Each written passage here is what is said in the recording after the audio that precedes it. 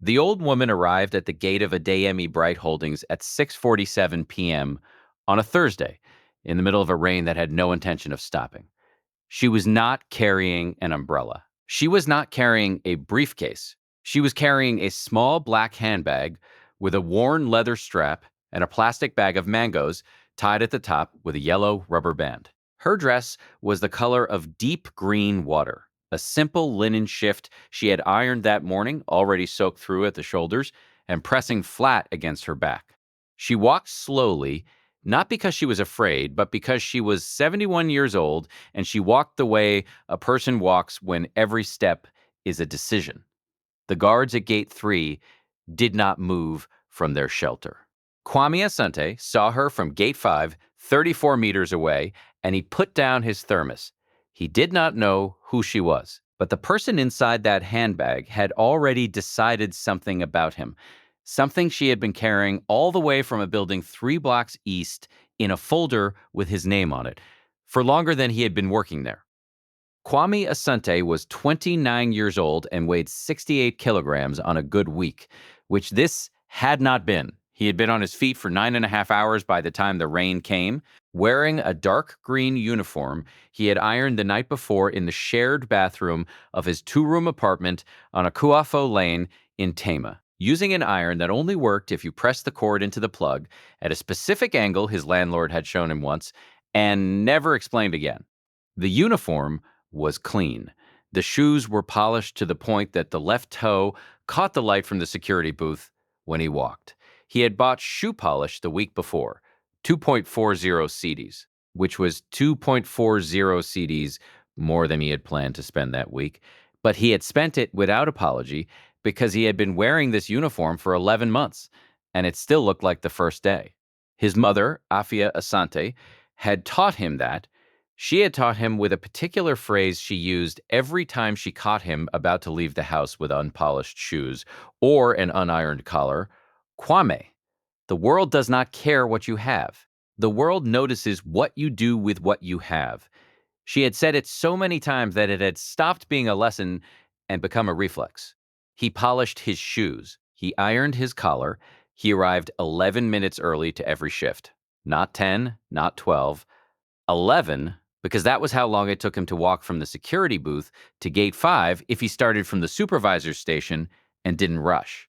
He had been doing this job for 11 months and 3 weeks. The monthly salary was 1,400 cedis. He sent 600 to his mother in Kumasi on the 28th of every month without fail by mobile money, followed by a voice note that lasted exactly as long as it needed to last. His mother was 58 years old and had a right knee that had been swelling since 2022. She had been to the clinic at Komfo Anoki twice. Both times they had sent her home with tablets. He was saving for a consultation at a private orthopedic specialist in Accra who charged 850 cedis for an initial appointment. He had 620 saved in a yellow envelope under the foam mattress of his bed. He had one object he kept in the breast pocket of his uniform on every shift, a photograph of his mother taken in 1999, small enough to fit inside his ID badge holder. She was laughing in the photograph, standing in front of a pale blue door, wearing a dress he had never seen her wear since.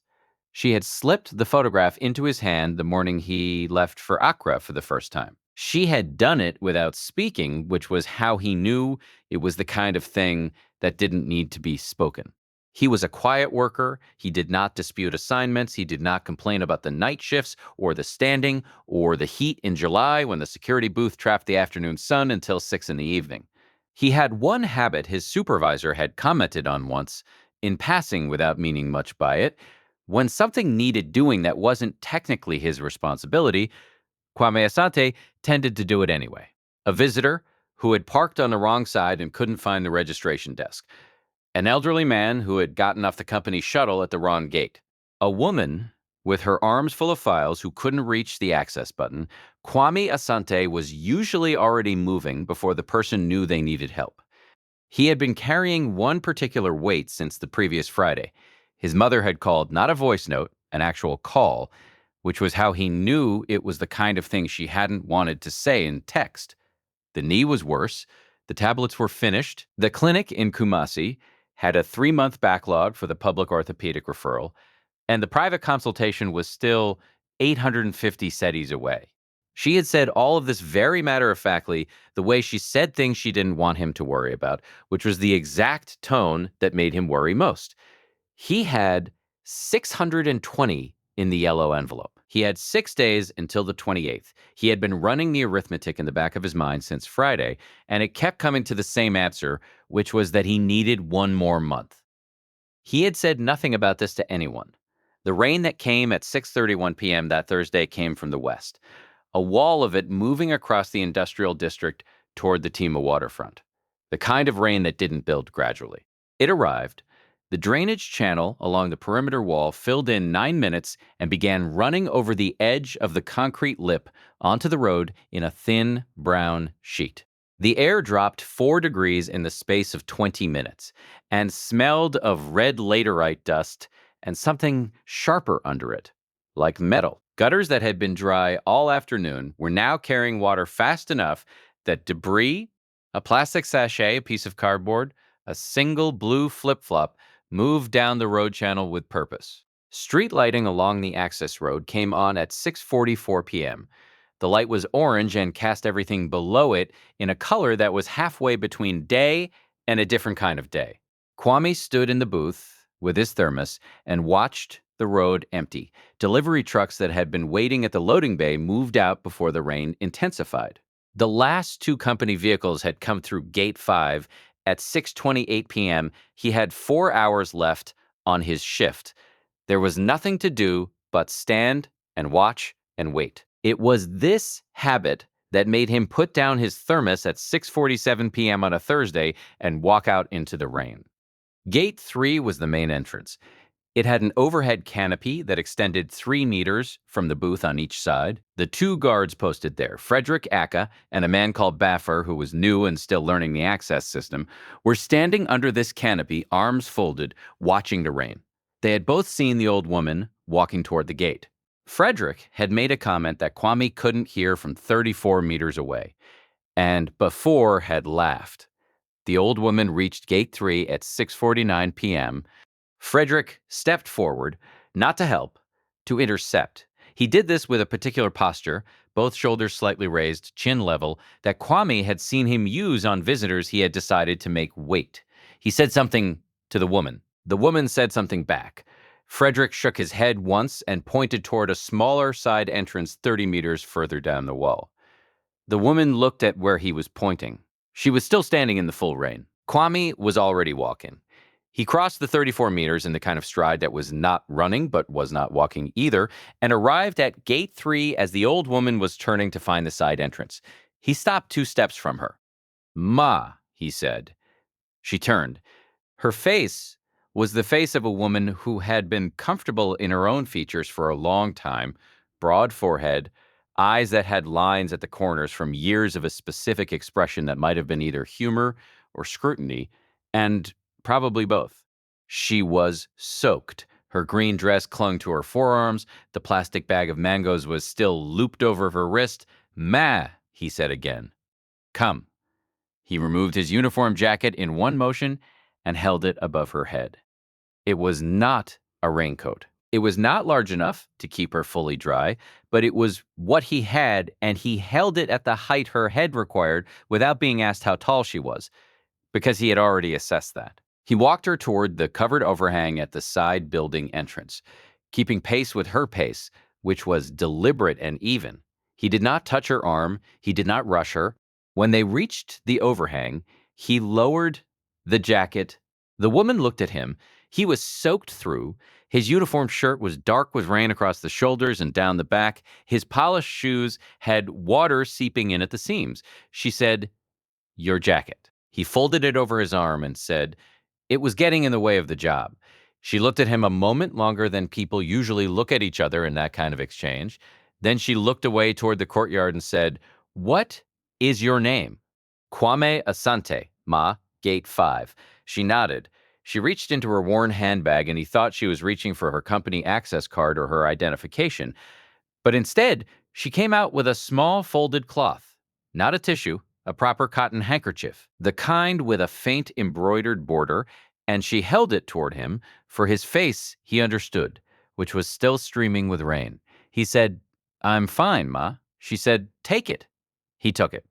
She looked at the courtyard again. The rain was still coming down in long silver lines that bent sideways when the wind shifted. A company vehicle, a white Toyota Land Cruiser with tinted windows, was parked at an angle near the main building entrance, engine off. The driver's side window was cracked open 2 centimeters. "Are you waiting for someone?" Kwame asked. "No," she said. "Do you need me to call anyone inside?" She was quiet for a moment. Then she said, "Is there a young woman named Pauline at the reception desk on the 4th floor?" Kwame thought. "There's a Pauline who came in about 3 months ago. 4th floor, yes." "Tell her," the woman said, and then she paused in a way that was deliberate rather than uncertain, "that Nana is here." Kwame used the booth phone to call up to the 4th floor reception. Pauline answered on the second ring. When he said the name, there was a pause on the line of approximately 4 seconds, a pause that had nothing to do with the phone connection, and then Pauline said very carefully, "Please tell her we will come down." He reported this. The old woman, Nana, looked at the rain and said nothing. If this story is already making something move in your chest, stay with me, because what Pauline's answer was going to mean for Kwame Asante was something that nobody at Gate 5, including Kwame Asante, had any preparation for. Pauline Owusu Boateng was 34 years old and had been working as the executive coordinator on the 4th floor of Adeyemi Bright Holdings for 2 years and 8 months. She was the kind of person who answered emails within 7 minutes during working hours and within 40 minutes during evenings and weekends, not because she had been told to, but because loose ends made her shoulders tighten in a way that was worse than the work. She kept a notebook in which she recorded the names and access details of every individual who came through the 4th floor, and she had not lost a single name in 2 years and 8 months. She came downstairs with an umbrella, a large one, company branded Deep Navy, and she came quickly. When she pushed through the side door and saw the old woman under the overhang with a security guard she did not recognize standing beside her, uniform soaked, she walked directly to the woman and said something very quietly that Kwame was not meant to hear. Then she opened the umbrella over the woman's head, and the woman said something back, and Pauline looked up at Kwame. "Did you call me?" she asked. "Yes." Pauline studied him for a moment with the same quality of attention that the old woman had used earlier. Not rude, but complete. She said, "What's your name?"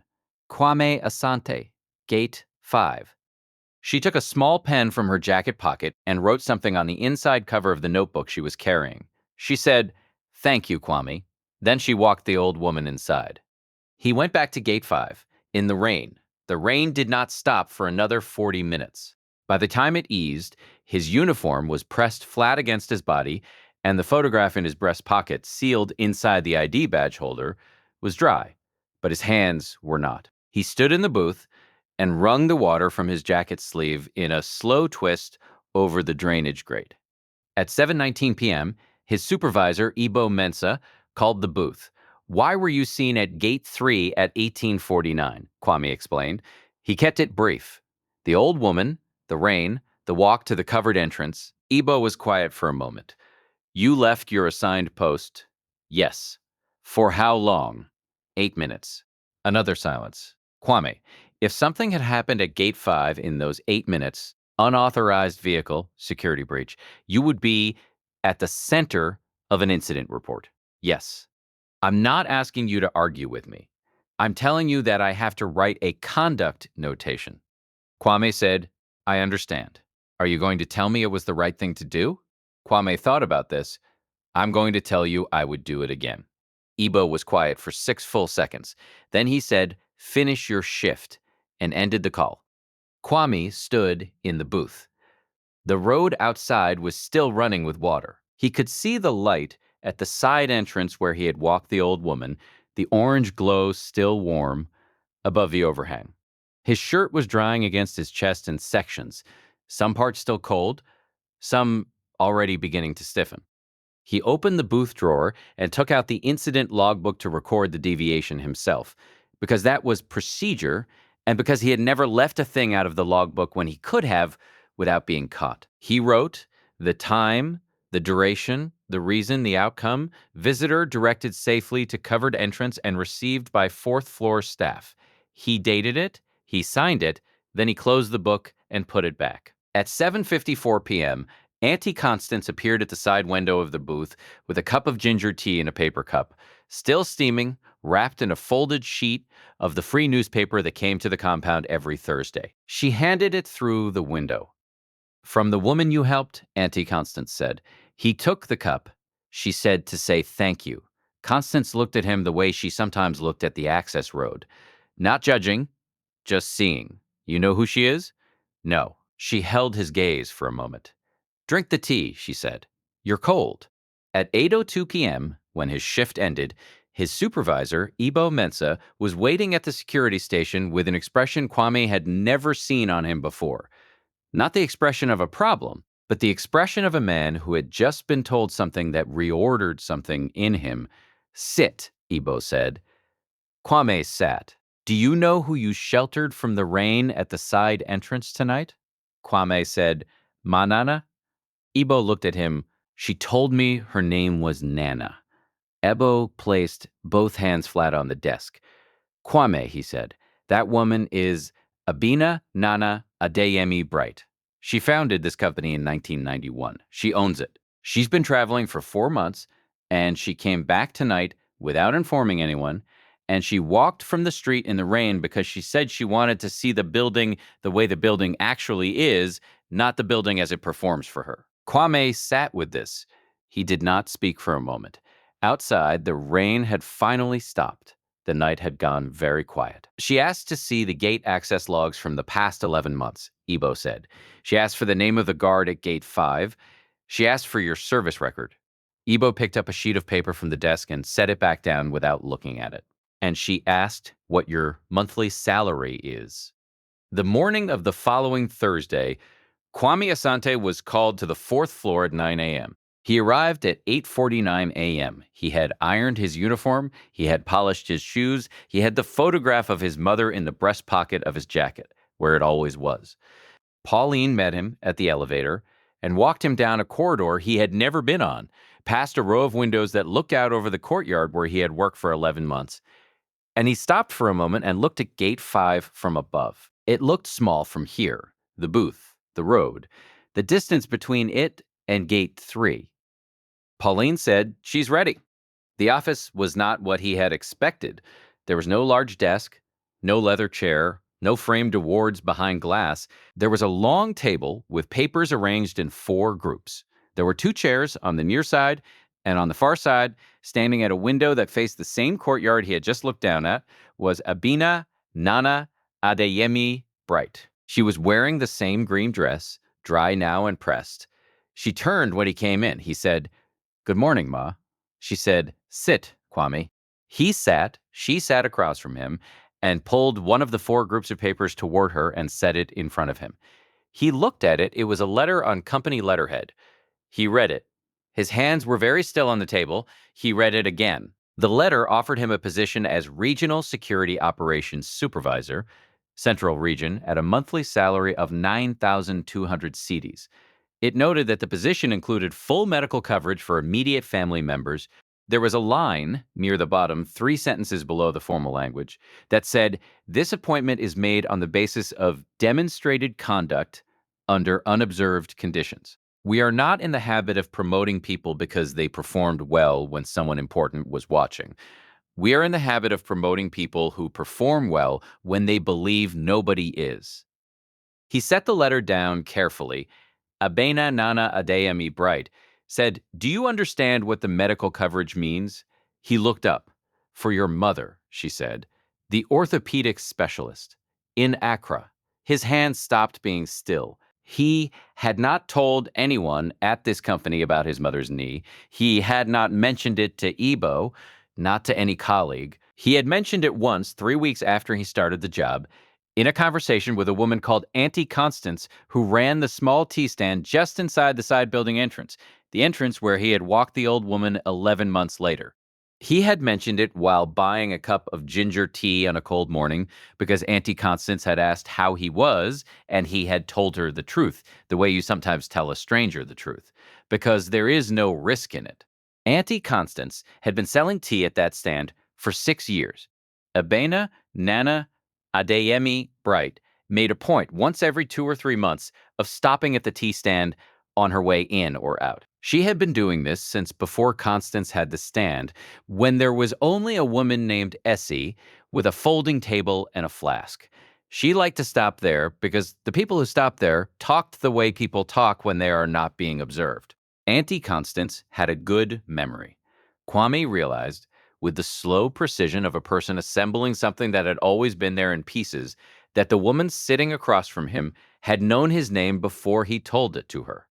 She had possibly known about the yellow envelope and the 620 CDs and the 850 CD appointment before she walked through the rain at 6:47 p.m. on a Thursday. He said the tea stand, she did not confirm or deny this. What she did was place a second document on the table beside the first. This one was a brief, 2 pages outlining the responsibilities of the new role. She said the previous supervisor retired in March. We have been looking for someone specific. He said, I've never supervised anyone. She said, you supervised yourself for 11 months without being supervised. That is the harder skill. He was quiet. She said, your mother, what is her name? Afia Asante. Afia. She said the name with the ease of someone for whom it was not a new piece of information. The appointment is already arranged if you choose to accept this offer. Dr. Kolade Achabi at Corlebu Private Wing. Tuesday of next week at 11 in the morning, she will need to travel from Kumasi Monday evening. She paused. I assume you know how to reach her. He was holding the letter. His grip had not changed. Controlled, careful, but his jaw had. The muscle along the left side of it had tightened in the way muscles tighten when a person is placing enormous effort into not showing something. He said, why? She looked at him. Why this? He meant the whole thing. The letter, the promotion, the appointment, the accumulated evidence that someone had been watching in a direction he had not known to watch back. She was quiet for 4 full seconds. Then she said, 31 years ago, I built this company with a loan of 4,000 CDs from a man who told me he didn't expect to be repaid. Not because he didn't think I was capable, because he believed that when a person receives something real, they build something real from it, and that becomes the repayment. She picked up a pen from the table and turned it once in her hand. I have been looking for the same thing for 31 years. Not gratitude, not performance, conduct, quiet, unannounced, no audience conduct. She put the pen down. I found it at gate 5. He looked at the letter. Then he looked at her. He said, yes. He called his mother that night at 9:16 p.m. The voice note lasted 4 minutes and 23 seconds. When he listened to it afterward, he noticed that in the entire 4 minutes and 23 seconds, he never once used the word lucky. In the 2 weeks that followed, 3 things were changed at Adeyemi Bright Holdings. The canopy at Gate 3 was extended from 3 meters to 6, which the facilities manager noted had been on the list of building improvements for 14 months. A standing directive was issued to all gate security staff that any visitor standing in rain was to be offered shelter immediately, regardless of whether their access credentials had been confirmed. And Kwame Asante's station was moved from Gate 5 to the Central Operations Office on the second floor, where he took over the administration of 17 security personnel and an access log system he reorganized within his first week, in a way that flagged the previous system had been missing a critical redundancy for 8 months. On the first morning of his new role, he brought his mother's photograph and placed it not in his breast pocket, but in the top right drawer of his desk, face up. He put it somewhere he could see it when he needed to. He could see it most of the time. Frederick Aka, from Gate 3, passed his desk on the 4th day. He stopped and looked at the nameplate. He looked at Kwame. He did not say anything. He went on. There is something that does not disappear when a person walks away from you in the rain. Abena Nana Adeyemi Bright had built her company in a country that told her, at various points, various versions of the same sentence, that she was in the wrong place at the wrong time, carrying the wrong shoes, wearing the wrong shoes. She had heard the sentence from bank officers and licensing officials and men at long tables who looked at her from over their reading glasses with the patience of people who considered patience a form of authority. She built her company anyway, not because she was exceptional, because she was consistent, and because a man named Mr. Achimpong in 1992 had seen something in her conduct that was worth 4,000 CDs and a Tuesday morning. What Kwame Asante had, what he carried in his breast pocket, and in his 11 months of Gate 5 and in the 2.40 CDs he spent on shoe polish when he couldn't afford it, was not ambition. It was something older than ambition and quieter.